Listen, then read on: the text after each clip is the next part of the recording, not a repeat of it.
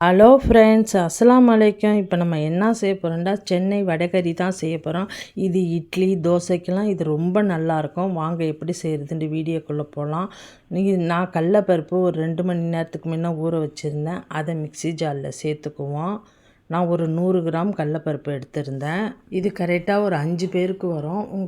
நீங்கள் அதிகமாக எடுக்கணுண்டா இன்னும் கொஞ்சம் கடலப்பருப்பை சேர்த்து எடுத்துக்கோங்க. இப்போ பட்டை மிளகா 2 சேர்த்துருக்கேன். பெருஞ்சீரகம் 1 ஸ்பூன் எடுத்திருக்கேன். இப்போ தண்ணி ஊற்றாமல் இதை போய் நம்ம அரைச்சிட்டு வந்துடுவோம்.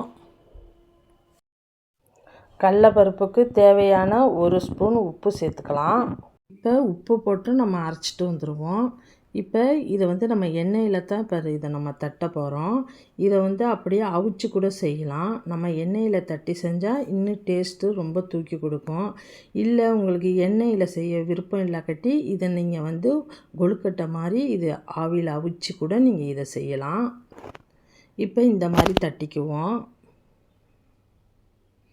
தட்டி இந்த வடையை நம்ம பொரித்து எடுத்துக்கலாம்.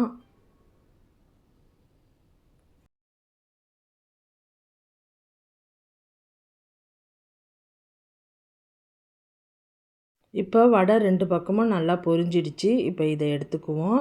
இந்த வடையை நம்ம சின்ன சின்ன பீஸாக கொஞ்சம் துண்டு போட்டுக்குவோம். இப்போ நம்ம வடைகறியை தாளிச்சுக்குவோம். நான் வடை சுட்ட எண்ணெயை சேர்த்துக்கிறேன். ஒரு 2 ஸ்பூன் விட்டுக்கலாம் எண்ணெய். இப்போ பட்டை கிராம்பு ஏலக்காய் இந்த இலையெல்லாம் சேர்த்துக்குவோம். வெங்காயம் 2 சின்ன சின்னதாக கட் பண்ணி அதையும் அது கூட சேர்த்துக்குவோம். வெங்காயம் நல்லா பொன்னிறமாக வதங்கட்டும்.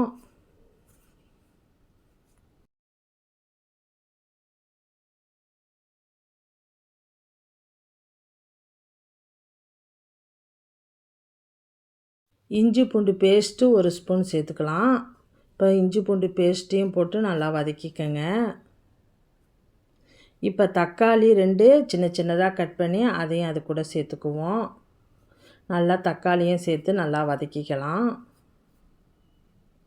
இந்த வடைகறி தோசை இட்லிக்கு சப்பாத்திக்கு பரோட்டாக்கு எல்லாத்துக்கும் காம்பினேஷன் ரொம்ப நல்லாயிருக்கும்.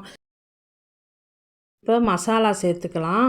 மல்லித்தூள் மிளகாய்த்தூள் ஜீரகத்தூள் மஞ்சத்தூள்லாம் நான் சேர்த்துருக்கேன் ஒரு ஸ்பூனு. மிளகாய்த்தூள் மட்டும் 1.5 ஸ்பூன் சேர்த்துக்கிட்டேன். எல்லாத்தையும் கொட்டி நல்லா பச்சை வாசம் போகிற அளவுக்கு நல்லா வதக்கிக்கலாம். இப்போ நம்ம அந்த பருப்பு வடையை பிச்சு வச்சுருந்தோம்ல அதையும் அது கூட சேர்த்துக்குவோம். சேர்த்துக்கிட்டு எல்லாத்தையும் நல்லா ஒன்றா மிக்ஸ் பண்ணிக்கோங்க. இப்போ அந்த மிக்ஸி ஜாரை அலசி நான் அதை ஊற்றிக்கிறேன். அதில் பருப்பு அரைச்சோம்ல அந்த மிக்ஸி ஜார் தண்ணியை நான் அதில் சேர்த்துக்கிறேன். தண்ணி பத்தாது, இன்னும் கொஞ்சம் நம்ம தண்ணியை சேர்த்துக்குவோம்.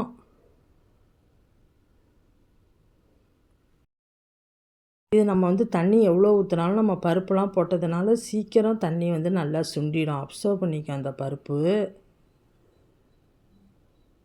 நான் குழம்பு மிளகாய்த்தூள் மல்லித்தூள் கொஞ்சமாக சேர்த்துருக்கேன். ஒரு 1/4 ஸ்பூன் சேர்த்துக்கலாம், ரொம்பலாம் சேர்க்க வேணாம். இப்போ நல்லா கொதிக்க விடுங்க. இப்போ இது கொஞ்சம் கட்டி கட்டியாக இருக்குது. நம்ம உருளைக்கிழங்கு மசிகிறத வச்சு நம்ம இதை மசிச்சுக்கலாம். இந்த வடைகறியை நல்லா மசிச்சு விட்டால் தான் ரொம்ப நல்லாயிருக்கும். இதெல்லாம் ஹோட்டல் போனால் நம்ம ஆர்டர் பண்ணி சாப்பிடாமையே இருக்க மாட்டோம். இந்த மாதிரி நீங்களும் வீட்டில் ட்ரை பண்ணி பாருங்கள். இது ரொம்ப டேஸ்ட்டாக இருக்கும். இட்லி தோசைக்கெல்லாம் செம்ம டேஸ்ட்டாக இருக்கும்.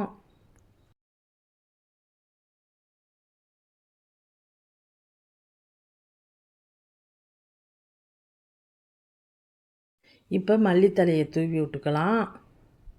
இந்த வடைகறி பிடிச்சிருந்துச்சுன்னா எனக்கு சப்ஸ்கிரைப் பண்ணிவிட்டு லைக் பண்ணுங்கள். நீங்களும் இந்த மாதிரி ட்ரை பண்ணி பாருங்கள். முக்கியமாக சப்ஸ்கிரைப் பண்ணிக்கோங்க. மீண்டும் இன்ட்ரெஸ்டிங்கான வீடியோவில் மீட் பண்ணுவோம். ஓகே, பாய்.